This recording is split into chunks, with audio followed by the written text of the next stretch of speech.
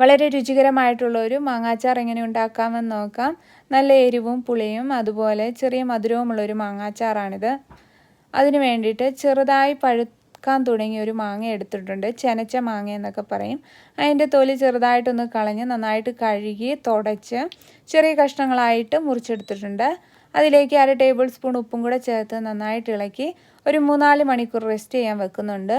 4 മണിക്കൂറിന് ശേഷം നന്നായിട്ട് ചൂടായ നല്ലെണ്ണയിലേക്ക് 1 ടേബിൾ സ്പൂൺ കടുക്, 1 ടീസ്പൂൺ ഉലുവ ചേർത്ത് അത് പൊട്ടി വന്നതിന് ശേഷം ചെറുതായി അരിഞ്ഞു വെച്ചിരിക്കുന്ന വെളുത്തുള്ളി, ഇഞ്ചി, പച്ചമുളക്, കുറച്ച് കറിവേപ്പിലയും കൂടി ഇട്ട് നന്നായിട്ട് ഇളക്കി കൊടുക്കുന്നുണ്ട്.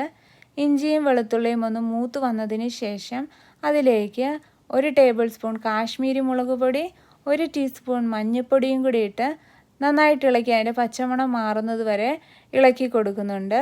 അതിലേക്ക് 2 ടേബിൾ സ്പൂൺ വിനെഗർ ചേർക്കുന്നുണ്ട്. ഞാനിവിടെ ചേർക്കുന്നത് റെഡ് വൈൻ വിനെഗറാണ്. നന്നായിട്ടൊന്ന് ഇളക്കി കൊടുത്തതിന് ശേഷം അരിഞ്ഞു വെച്ചിരിക്കുന്ന മാങ്ങ, ഉപ്പ് ചേർത്ത് വെച്ചിരുന്ന മാങ്ങ ഇതിലേക്ക് ഇട്ട് കൊടുക്കുന്നുണ്ട്.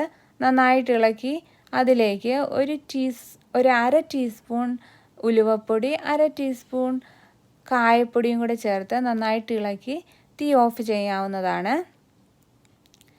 അച്ചാർ നന്നായിട്ട് ചൂടാറിയതിന് ശേഷം നന്നായിട്ട് ഉണങ്ങിയ ഒരു കുപ്പിയിലാക്കി ഒരു 3 ദിവസം വെളിയിൽ വെച്ചതിന് ശേഷം നമുക്ക് ഫ്രിഡ്ജിൽ വെച്ച് സൂക്ഷിച്ച് ഉപയോഗിക്കാവുന്നതാണ്.